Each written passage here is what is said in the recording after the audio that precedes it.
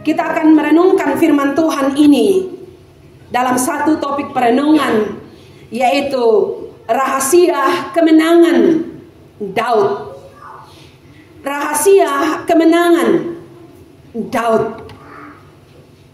Bapak Ibu jemaat yang kekasih di dalam Tuhan, saya sudah katakan tadi dalam khotbah pertama saya bahwa games yang biasa saya mainkan itu selalu menuntut bagaimana kita untuk maju, untuk bisa menang, untuk bisa mengalahkan orang-orang yang sedang berjuang di dalam games itu. Biasa sampai yang muncul itu sampai di 10 besar. Dan bagaimana kita di atas nomor 1? Pasti rahasianya adalah pertama, kita harus fokus. Itu sebabnya banyak anak-anak kalau mereka main games, kita menyuruh mereka, pasti mereka tidak mau. Karena mereka fokus, jangan sampai mereka kalah. Dan kalau saya main itu selalu ada di pikiran saya. Tapi bukan berarti saya mainkan terus, tidak. Katanya kalau kita main games itu khususnya bagi kita orang tua. Jadi saya mengimbau kepada kita yang sudah tua, apalagi yang sudah umur 50.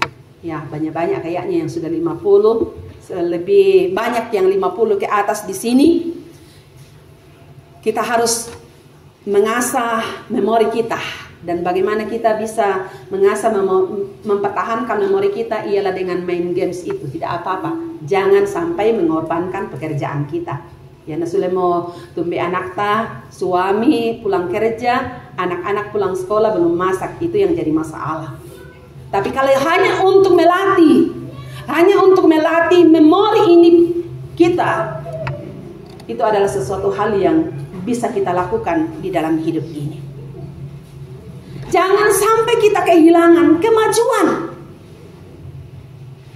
Kita harus fokus. Kita harus menaruh perhatian penuh kepada apa yang sedang kita hadapi. Nah, Bapak Ibu jemaat yang kekasih di dalam Tuhan, dalam pembacaan firman Tuhan yang telah kita baca secara bergantian, memperlihatkan satu tokoh, yaitu bukan satu tokoh, dua tokoh, Daud dengan orang Filistin. Secara khusus adalah Goliat. Nah, Bapak Ibu jemaat yang dikasihi oleh Tuhan, umat Tuhan sedang diperhadapkan dengan satu kelompok masyarakat, tentara yang luar biasa hebat. Mereka adalah orang-orang yang ahli di dalam peperangan, dan mereka itu adalah orang Filistin. Saul yang pada waktu itu sudah kehilangan akal, tidak tahu lagi mau berbuat bagaimana untuk mengalahkan orang-orang Filistin ini. Karena Saul melihat, wah, semakin maju ini orang Filistin, semakin majulah mereka dan akan mengalahkan umat Tuhan. Tapi pada waktu Daud mendengar tentang apa yang dia lakukan oleh orang Filistin pada waktu itu, Daud keluar dari tugasnya, dari penggembalaan di padang belantara. Dia mau bersama-sama dengan umat Tuhan menghadapi musuh pada waktu itu. Sehingga hanya dengan berbekal batu dan umban, dia datang menghadapi orang-orang Filistin. Tetapi pada waktu dia muncul, karena memang dikatakan oleh kebenaran firman Tuhan, dia masih muda, dia masih kemerah-merahan. Tidak dikatakan dengan jelas berapa umurnya si Daud pada waktu itu. Bahkan Bahkan dikatakan dia masih gagah. Ternyata kalau kita masih muda gagah kile. Ya. Tapi anda dem matuamo, apalagi kedem itu bala batu gugur, itu akan mempengaruhi kegantengan kecakapan kita. Dia maju masih dalam keadaan masih muda. Dia tidak tahu banyak tentang latar belakang bagaimana strategi di dalam berperang. Dia akan menghadapi musuh orang Filistin. Sehingga pada waktu itu, dengan melihat Daud yang datang membawa batu dan umban, orang Filistin katakan begini, ada dua hal yang dikatakan oleh orang Filistin, ayat 43 dan ayat 44. Orang Filistin itu berkata kepada Daud, anjingkah aku, sehingga engkau mendatangi aku dengan tongkat? Lalu orang Filistin itu mengutuki Daud demi para ilahnya. Orang Filistin itu berkata pula kepada Daud, majulah ke sini, akan kuberikan dagingmu kepada burung di udara dan binatang di padang. Bapak Ibu jemaat yang dikasihi, ini adalah sebuah tekanan yang luar biasa yang didapatkan oleh Daud, yang diperhadapkan kepadanya sebagai seorang yang masih muda, sebagai seorang yang belum tahu apa-apa dalam medan peperangan. Dia ditekan dengan luar biasa. Tapi apa yang menjadi kekuatan Daud dalam ayat yang ke-45?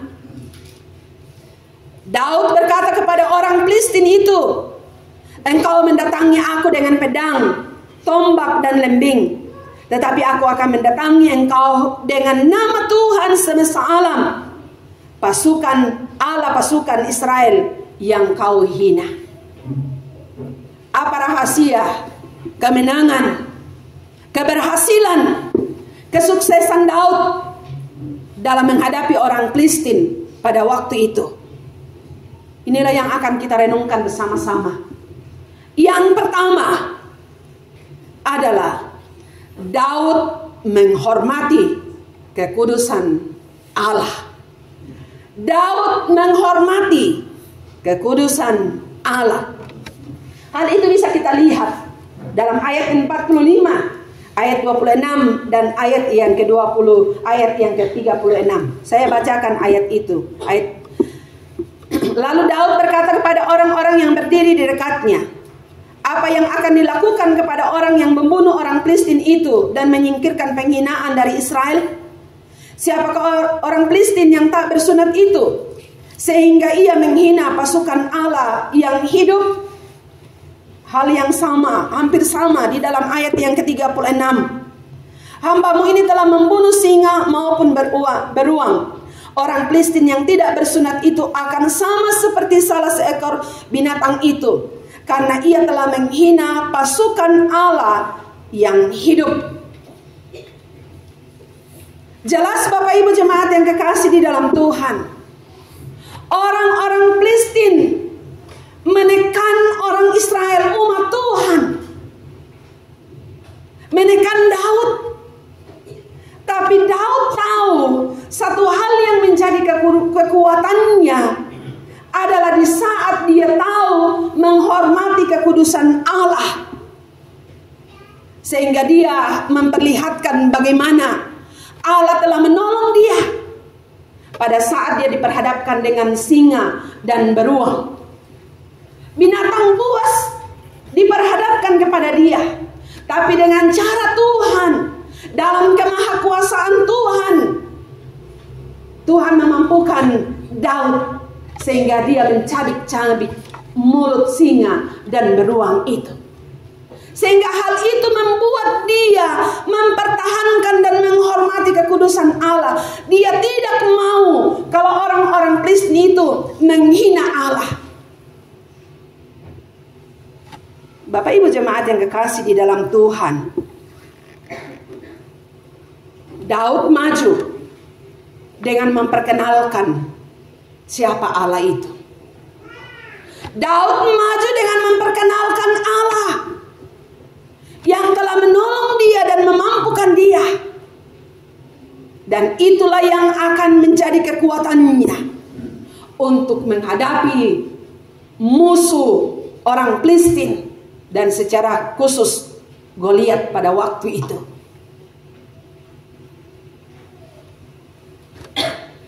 Sehingga pada waktu dia ditekan, dia diintimidasi. Apa yang dia katakan? Engkau mendatangi aku dengan pedang dan lembing, tetapi aku mendatangi engkau dengan nama Tuhan semesta alam, Allah pasukan Israel yang kau hina. Hari ini Tuhan akan menyerahkan engkau ke dalam tanganku, dan aku akan membunuhmu dan memenggal kepalamu. Hari ini juga aku akan memberikan mayat tentara Filistin kepada burung di udara dan binatang liar, supaya seluruh bumi tahu bahwa Israel mempunyai Allah. Bapak Ibu jemaat yang kekasih di dalam Tuhan, rahasia kemenangan di dalam kehidupan kita adalah di saat kita menghormati Allah sebagai Allah yang kudus, Allah yang hidup, Allah yang berkuasa di dalam kehidupan kita. Tidak ada kemampuan sedikit pada diri kita untuk kita bisa pakai sama seperti Daud yang kecil, yang masih muda. Tapi dia tahu di saat dia menghormati Tuhan, dia pasti akan menikmati kemenangan. Dan dia katakan, hari ini juga aku akan memperkenalkan kepada umat Tuhan bahwa mereka punya Allah yang luar biasa. Hal yang sama yang kita lihat dalam kehidupan Yosua dan Kaleb. Pada waktu mereka disuruh untuk pergi mengintai kota Kanaan, 12 orang yang pergi. Tapi pada waktu mereka pulang, mereka pergi ke Kanaan, mereka melihat luar biasa keadaan kota itu. Kota itu penuh dengan, kota itu sangat subur dan lain-lain sebagainya. Tapi ada satu hal yang terjadi, yang dilihat dengan kasat mata mereka. Orang-orang yang ada di dalamnya adalah orang-orang raksasa. Sehingga dari ke-10 orang selain Yosua dan Kaleb, mereka katakan memang luar biasa itu kota di sana. Kalau kita hidup di dalam, kita akan hidup makmur dan lain-lain sebagainya. Tapi aduh, kita tidak akan mungkin bisa menghalau orang-orang yang ada di dalamnya, karena mereka adalah orang-orang yang raksasa, orang-orang yang kuat. Bahkan mereka adalah pemakan daging. Waduh, ini ada mailah kok kita nakan deh. Itu menjadi sesuatu yang ada di dalam hati mereka, dan mereka sampaikan. Tapi apa yang terjadi bagi Yosua dan Kaleb? Saat orang-orang Israel yang mendengar hal itu, mereka mulai memberontak. Oh nah, apa pun ega ina lamalik ilahu kelah. Dengan hati, dengan penuh kerendahan hati, Yosua dan Kaleb menenangkan mereka. Kalau kita membaca di dalam Bilangan pasal 13 dan pasal 14, menenangkan mereka. Memang orang-orang yang ada di sana itu adalah orang-orang yang raksasa, orang yang kuat, orang yang hebat. Tetapi Tuhan yang akan berperang bersama-sama dengan kita. Dan benar Bapak Ibu, di saat mereka maju, apa yang dilakukan? Kalau kita membaca di dalam kitab Yosua, di saat mereka masuk, hanya dengan cara-cara yang sepintas, yang mungkin bagi pikiran kita sebagai manusia tidak masuk akal, bisa meruntuhkan kota itu. Karena apa? Tuhan yang berperang melawan orang-orang yang tidak takut kepada Tuhan, yang menghina Tuhan, yang mengutuki Tuhan di dalam hidupnya. Ini menjadi sebuah kekuatan bagi kita Bapak Ibu jemaat yang dikasihi oleh Tuhan.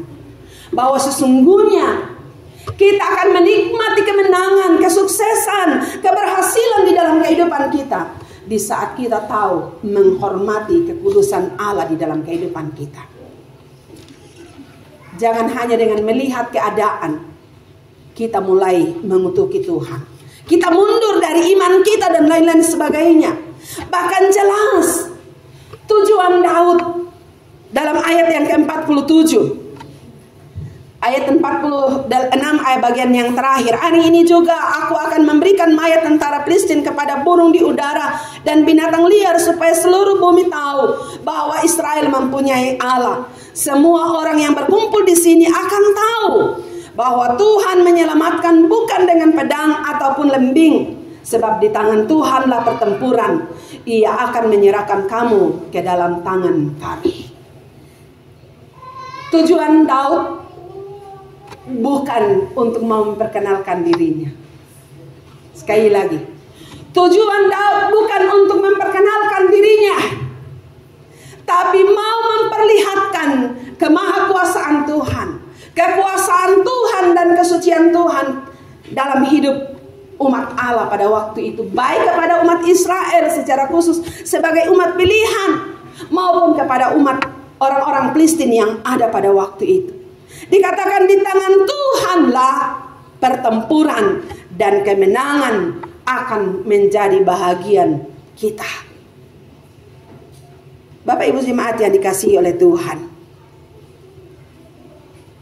seringkali di saat kita melakukan sesuatu yang membuat kita tidak berhasil adalah tujuan kita.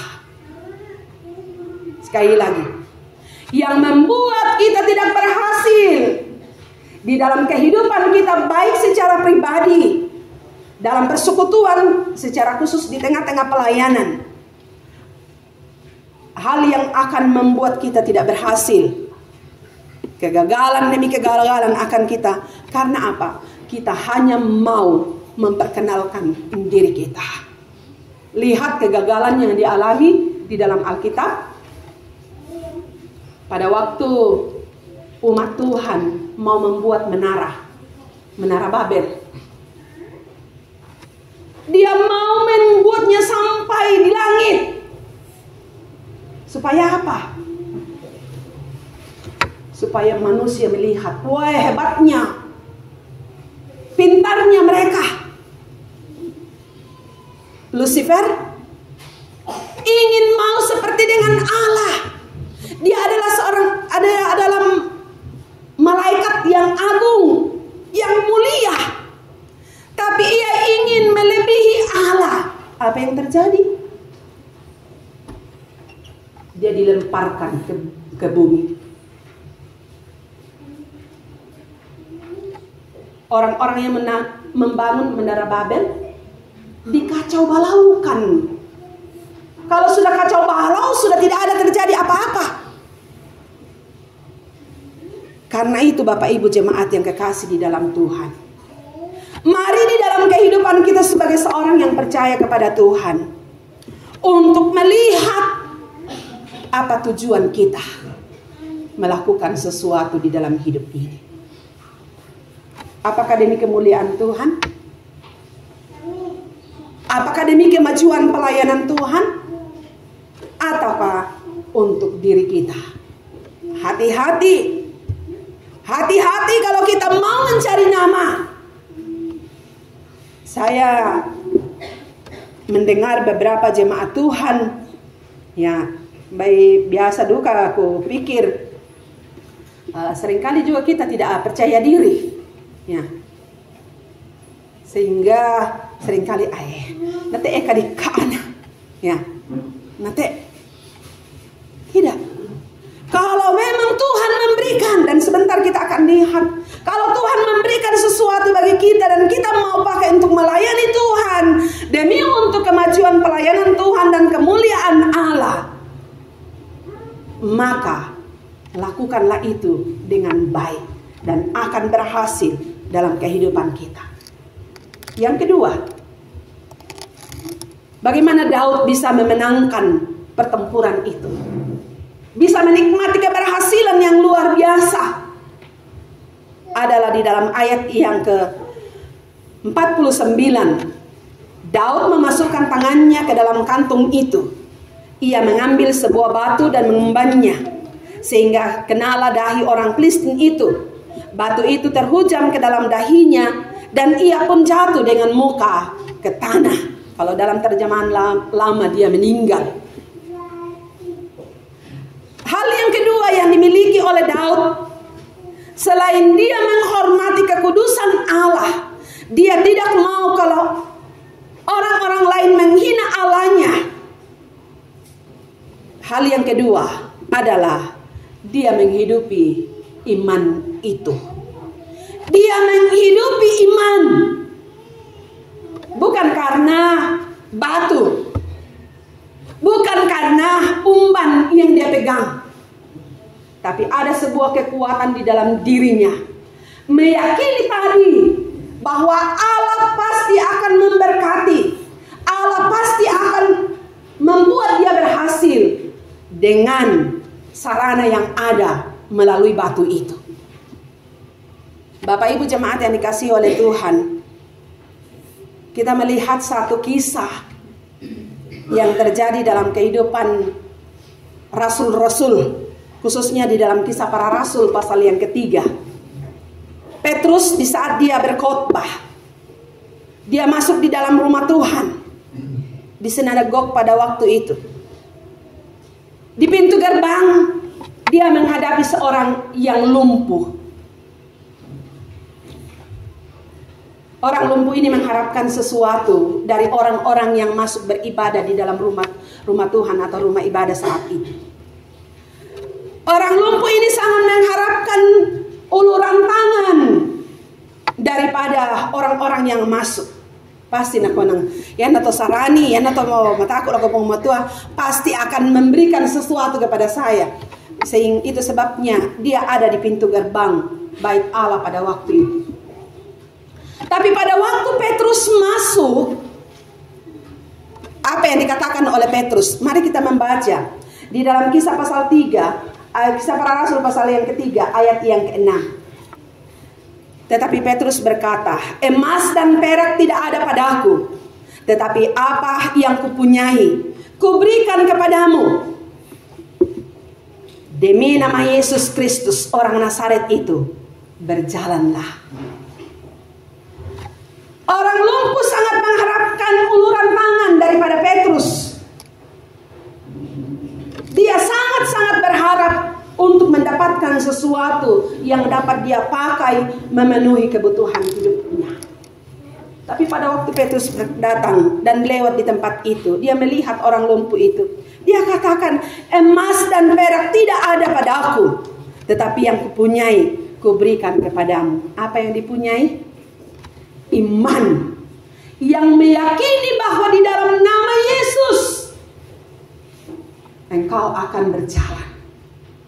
Dan benar, pada waktu dia ucapkan kata itu, orang lumpuh ini berjalan. Apa yang kita punyai Bapak Ibu jemaat yang dikasihi oleh Tuhan? Apa yang sudah menjadi bahagian kehidupan kita sebagai orang-orang yang percaya kepada Tuhan? Kita semua punya iman. Punya iman di dalam nama Tuhan Yesus. Kalau kita punya iman, itulah yang akan membuat kita untuk dapat melakukan sesuatu di dalam hidup ini, dengan meyakini akan apa janji Tuhan bagi kita. Itu sebabnya kita sebagai jemaat Tuhan, dengan melihat apa yang telah kita lakukan 1 tahun yang lalu. Minta maaf kalau saya hanya berbicara 1 tahun yang lalu.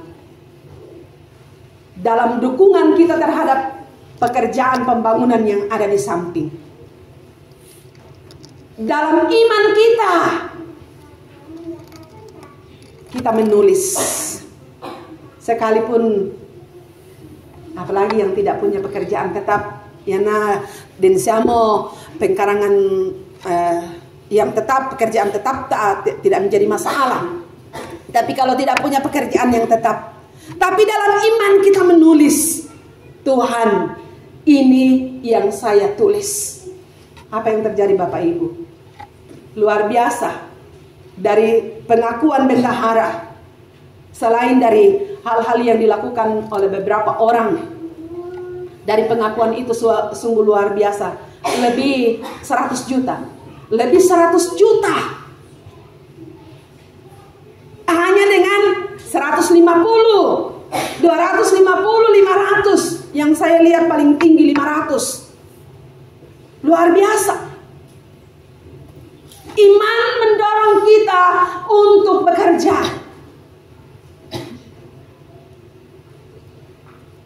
Petrus katakan, tidak ada emas, tidak ada perak, tapi yang ada pada saya, itulah yang saya berikan. Demi nama Yesus, berjalanlah. Pada waktu si Petrus katakan seperti itu, orang lumpuh itu langsung berjalan, menjadi sukacita, kebahagiaan luar biasa. Apakah kita tidak berbahagia di saat kita melihat bangunan megah? Pak Mika katakan beberapa waktu yang lalu, minta maaf Pak Mika, ya nada di gereja ta, nah dibongkar te gereja lama, nah ditiru, luar biasanya megah. Tapi harus dibuktikan dan tindakan iman kita bersama-sama. Anak bikui, anak Tuhan memberikan kepercayaan bagi kita, ya. Pertama, Tuhan masih memberikan nafas. Tuhan memberikan hikmat untuk berpikir. Ini yang perlu kita syukuri. Tuhan berikan hikmat untuk bisa mengelolanya dengan baik, sehingga bisa menghasilkan sesuatu. Apa yang dimiliki oleh Daud itu hanya sebagai sarana. Sekali lagi, apa yang dimiliki oleh Daud, batu dan umban, itu hanya sarana. Tapi dia meyakini satu kekuatan di dalam dirinya. Allah akan memberkati. Allah akan memakai ini untuk memperkenalkan Allahnya sendiri. Karena itu, Bapak Ibu jemaat yang dikasihi oleh Tuhan, mari di dalam kehidupan kita, kita mau untuk menikmati kemenangan, kita mau untuk menikmati kesuksesan, kita mau untuk menikmati keberhasilan di dalam kehidupan ini. Rahasianya apa? Hormati kekudusan Allah. Jangan sekali-kali kita menghina Allah. Dia Allah yang luar biasa dan dia berkarya secara luar biasa di dalam hidup kita. Yang kedua, dia punya iman dan dia hidupi iman itu. Petrus memperlihatkan tidak ada yang dia miliki. Dia terbatas, tapi Tuhan memberkati karena imannya. Dan dengan iman itu membuat sukacita. Kemuliaan Allah nyata. Orang lain melihat, luar biasa Allahnya orang Israel ini. Demikian juga dengan kita. Kiranya di dalam kehidupan kita, kita dapat hidup menghormati kekudusan Tuhan dan hidup menghidupi iman itu sendiri. Amin.